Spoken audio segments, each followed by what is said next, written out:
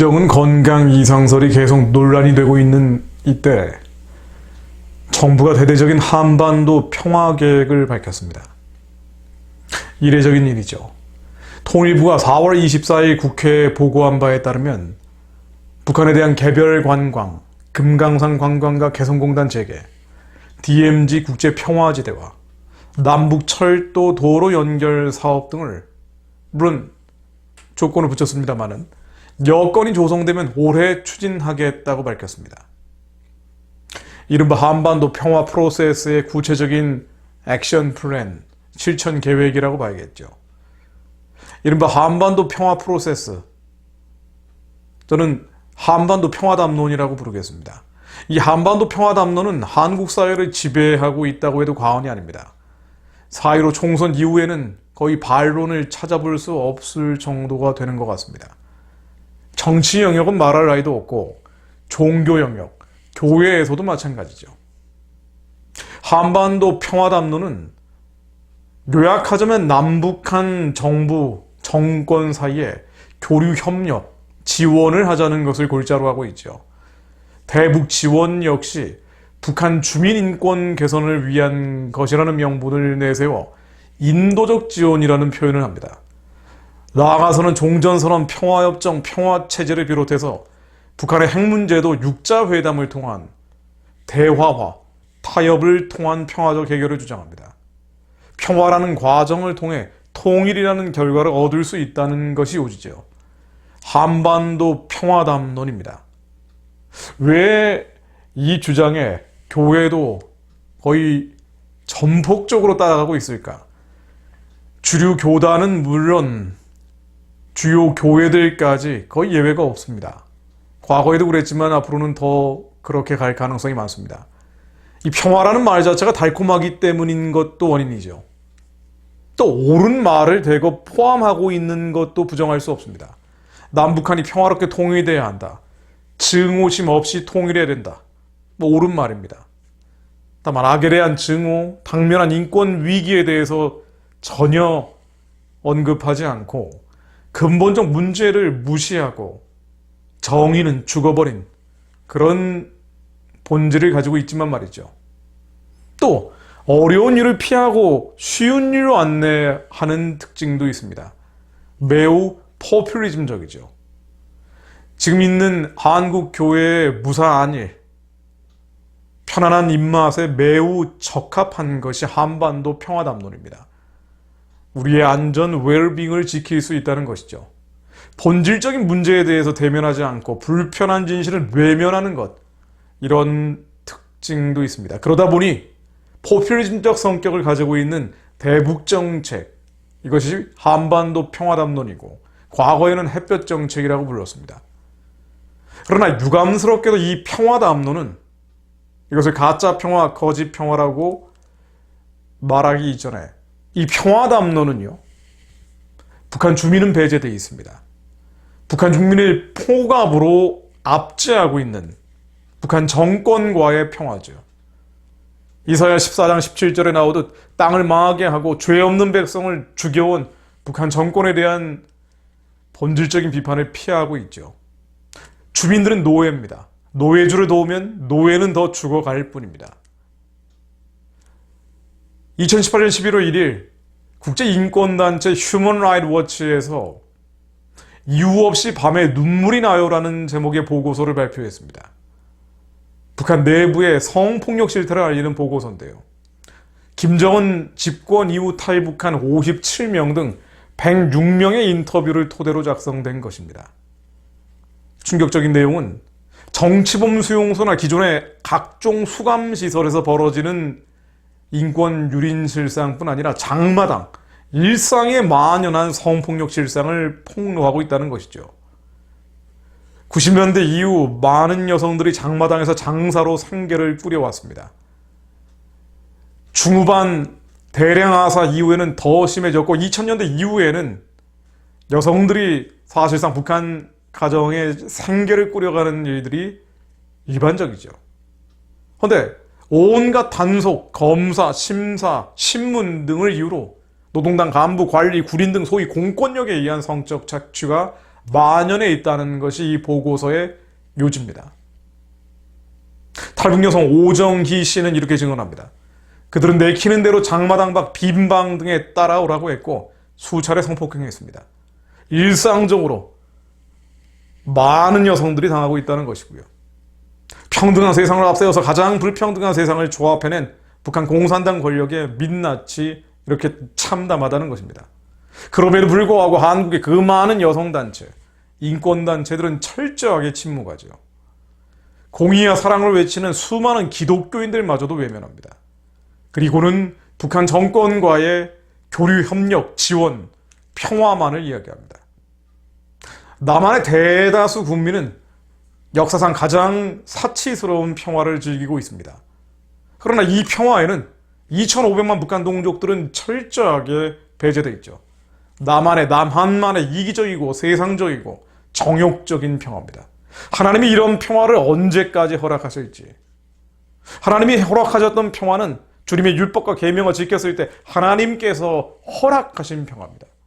그러나 우리는 악한 세력들과 공존하는 것을 평화라고 이야기하고 성경의 기록은 명확하게 이런 평화는 오래갈 수 없다라고 이야기하고 있습니다.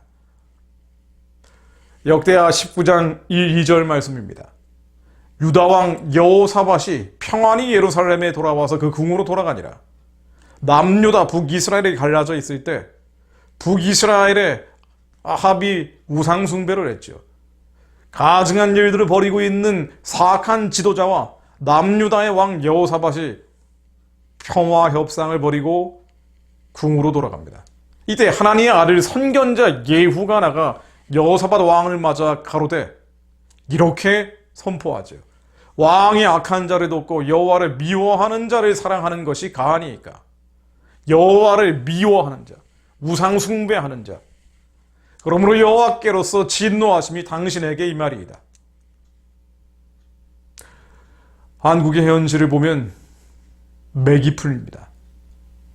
하나님께서 무엇을 원하시는지 너무나 명확함에도 불구하고 온갖 이론과 논리와 이데올로기를 동원해서 한반도 평화담론을 합리화하죠. 그것이 편하기 때문입니다. 우리의 입맛에 맞고 웰빙, 풍요와 번영을 계속 누리는 이기심에 부합하기 때문에 그 배후에 있는 많은 편향된 이념, 이데올로기를 갖춘 사람들이 끝없이 선동하고 여기에 맥없이 한국교회는 따라가고 있습니다. 국내 현실을 봐도 맥이 풀리지만 어떤 면에서는 국제정치를 들여다봐도 그다지 희망적이지는 않습니다.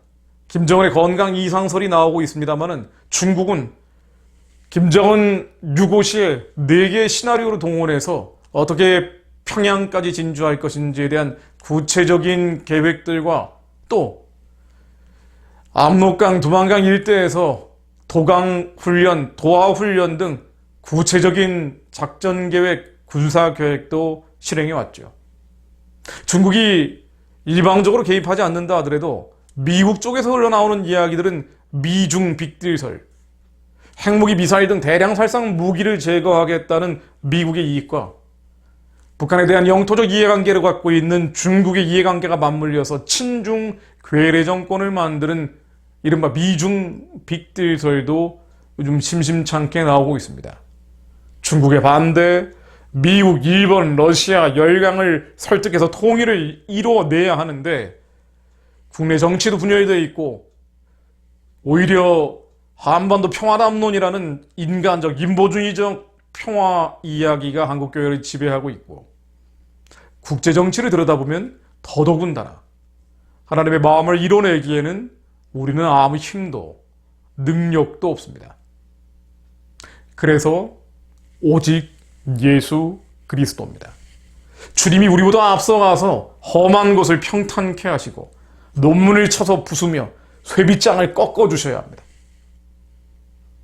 이사야 45장 2절로 내가 너보다 앞서가서 험한 것을 평탄하게 하며 논문을 쳐서 부수며 쇠빗장을 꺾어버리고 하나님이 앞장서 주시지 않는다면 한반도에선 통일이라는 것이 너무나 요원한 일이지요. 북한의 해방과 구원이라는 것은 상식적이지 않은 일입니다. 시편 107편 10절 말씀입니다. 사람이 흑암과 사망의 그늘에 앉으며 곤고와 쇠사슬에 매임은 하나님의 말씀을 거역하며 지존자의 뜻을 멸시함이라. 그러므로 그가 고통을 주어 그들의 마음을 겸손하게 하셨으니 그들이 엎드러져도 돕는 자가 없었도다. 이에 그들이 그 환란 중에 여호와께 부르짖으며 그들의 고통에서 구원하시되 흑암과 사망의 그늘에서 인도하여 내시고 그들의 얽어맨 줄을 끊으셨도다. 여호와의 인자하심과 인생에게 행하신 기적으로 말미암아 그를 찬송할지로다. 그가 논문을 깨뜨리시며 쇠빗장을 꺾으셨음이로다. 수많은 국내 정치의 논문들, 국제관계의 쇠빗장들이 있죠. 우리는 아무 힘도 능력이 없음을 자백하지 않을 수 없습니다. 북한 구원과 해방에 대한 마음을 가진 이가 설령 대통령이 된다 하더라도 논문과 쇠빗장은 여전히 그를 얽어맬 것입니다. 입술을 봉해버리고 현실 정치는 이렇게 해야 합니다. 현실 세계는 저렇게 가야 합니다. 수많은 사람들이 흑암과 사망의 그늘에 앉아있는 이들의 고통을 외면하라고 속삭일 것입니다. 그래서 우리는 예수 그리스도, 주님의 이름을 의지하는 것 말고는 다른 의지할 곳이 없습니다. 시편 107편 17절 말씀은 이렇게 이어집니다. 미련한 자들은 그들의 죄악의 길을 따르고 그들의 악을 범하기 때문에 고난을 받아 그들은 그들의 모든 음식물을 싫어하게 되어 사망의 문에 이르렀도다. 이에 그들이 그들의 고통 때문에 여호와께 부르짖으며 그가 그들의 고통에서 그들을 구원하시되 그가 그의 말씀을 보내어 그들을 고치시고 위험한 지경에서 건지시는도다. 하나님, 우리가 범죄하였습니다. 우리가 주님을 떠나버렸기에 남북이 갈라져 끝없는 갈등과 고통 속에 우리는 주님께 부르짖습니다. 여호와께 부르짖사오니 하나님 말씀을 보내주시어 북한의 가련한 동족들을 고치시고 위험한 지경에서 건져주옵소서. 하나님께서 쇠빗장을 꺾으시고 논문들을 부서뜨려 주옵소서. 국내 정치에 도저히 해결되지 않은 문제들과 국제관계 속에 얽혀있는 실타래들을 하나님께서 초월적으로 풀어주옵소서. 오직 통일은 예수 통일, 복음 통일밖에 없음을 저희들이 믿습니다. 사탄은 언제나 현실을 보라고 이야기합니다. 절대 악과 타협해서 소돔의 평화, 고모라의 평화를 쫓자고 말합니다. 어둠에 눌려있는 지쳐버린 백성들은 또 자해도 속습니다. 현실을 부정할 수 없다면서 고개를 숙이기도 하죠. 그러나 우리는 보는 것으로 행하지 않습니다. 눈에 보이는 것들은 실제가 아니죠. 우리는 믿음으로 행하는 자들입니다. 하나님의 마음, 주님이 무엇을 원하시는지 그것을 믿음으로 취하여 행하는 것입니다. 고린도후서 5장 7절로 이는 우리가 믿음으로 행하고 보는 것으로 행하지 아니하미로다. 현실을 들여다보면은요, 예전에 보수 정권 때도 복음 통일, 자유 통일은 비현실적이었습니다. 이루어지기 어려웠죠. 개성공단은 그때도 열심히 돌렸습니다. 박근혜 대통령 임기 4년 차로 들어서며 국제적인 압박과 제재 봉쇄가 강화되면서 개성공단을 폐쇄했을 때 사단은 어떻게 그렇게 정확하게 알았는지 박근혜 대통령을 탄핵시켰습니다. 복음 통일, 자유 통일, 북한의 해방과 구원이라는 것은 상식적이지 않습니다.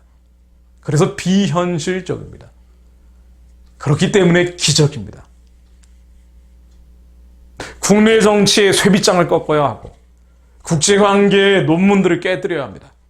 그래서 이 기적을 이뤄낼 유일한 이름은 예수가 아니면 안 됩니다.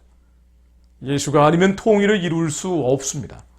복음이 아니면 통일은 이루어지지 않습니다. 그래서 오직 복음 통일, 예수 통일 외에는 모든 통일이 가짜입니다. 스가랴 4장 6절로 만군의 여호와께서 말씀하시되 이는 힘으로 되지 아니하며 능력으로 되지 아니하고 오직 나의 영으로 되느니라. 하나님의 영을 내려주셔야, 주님이 말씀을 보내주셔야, 그리고 우리의 그 영광 가운데 머물러야, 주님의 말씀 안에 머물러 있어야, 그래야 우리의 기도가 하늘나라에 온전히 상달이 되고 하나님께서 초월적 역사를 이루실 겁니다. 요한복음 15장 7절로 너희가 내 안에 거하고 내 말이 너희 안에 거하면 무엇이든지 원하는 대로 구하라. 그리하면 이루어질 것이다. 너희가 내 안에 거하고 내 말이 너희 안에 거하면 무엇이든지 원하는 대로 구하라. 너희가 열매를 많이 맺으면 내 아버지께서 영광을 받으실 것이요 너희는 내 제자가 되리라. 완전한 주님의 말씀에 거하는 사람들, 순결한 주님의 말씀에 거하는 사람들, 깨끗한 주님의 말씀에 거하는 사람들, 거룩한 주님의 말씀에 거하는 사람들, 의심, 낙심, 낙담, 절망, 공포, 두려움 완전치 못한 것들이 떠나고 오직 예수만 믿으며 오직 예수에 거하며 오직 예수로 행하는 그들이 구원할 때 주님은 논문을 깨뜨리고 쇠빗장을 꺾으실 것입니다. 이사야 40장 44절로 골짜기마다 도두어지고 산마다 언덕마다 낮아지며 고르지 아니한 곳이 평탄케 되고 험한 곳이 평지가 될 것입니다. 외치는 자의 소리여 이르되 너희는 광야에서 여호와의 길을 예비하라. 사막에서 우리 하나님의 대로를 평탄케 하라. 이사야 40장 3절 말씀입니다. 골짜기마다 도두어지며 산마다 언덕마다 낮아지며 고르지 아니한 곳이 평탄케 되며 험한 곳이 평지가 될 것이요. 하나님, 이 한반도와 그 둘러싼 인간의 평화, 인본주의 평화, 한반도 평화담론이라 이름하고 있는 이 이기적 평화의 진이 예수 그리스도 힘으로 깨어지게 하시고 언덕마다 낮아지며 고르지 아니한 곳이 평탄케 되며 험한 곳이 평지가 되게 하옵소서.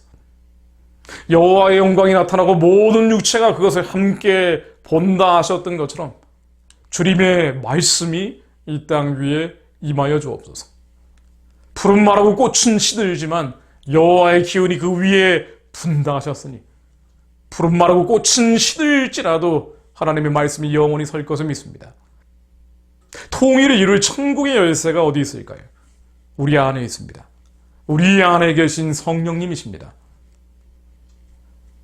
심령 가운데 살아계신 예수 그리스도 한 분뿐입니다. 통일을 막는 반통일 세력 어디에 있을까요? 바깥에 있습니까? 종북, 친북, 주사파들인가요? 아닙니다. 우리 안에 있습니다. 우리 머릿속에 있는 죄된 본성들, 거짓된 자아, 혼적인 자아가 만들어내는 가스 같은 어둠들입니다. 의심과 절망과 더러운 오물들, 하나님의 말씀이 온전히 우리 안에 거하지 못하도록 기적이 일어날 수 없도록 막고 있는 머리. 그래서 머리의 세력이 아닌 심장의 세력이 나와야 합니다. 심령 가운데 하나님의 영이 떨리고 울리고 감동을 주는 그대로 믿고 따르는 자들, 그 승리와 영광과 누림과 성취 안에서 성령 안에서 의와 평강과 희락을 누리는 자들, 그것이 먼저입니다. 그런 이들이 일어날 때 하나님께서 기적을 만드실 겁니다.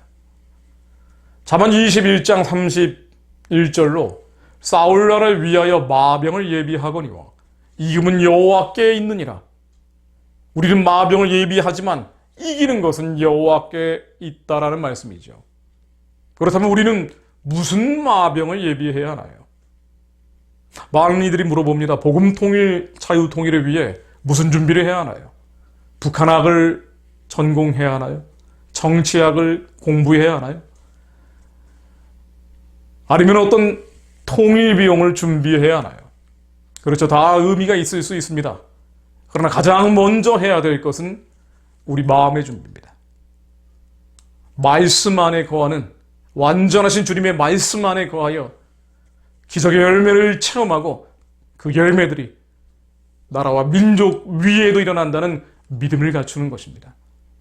우리 자신의 부흥이고 이 땅의 회복입니다. 그때 하나님께서는 북한학 준비 안 해도요, 정치학 준비 안 해도요, 특별한 통일 준비를 안 해놔도요, 하나님께서 놀라운 기적의 역사, 반전의 역사, 역전의 역사를 이루실 것을 믿습니다.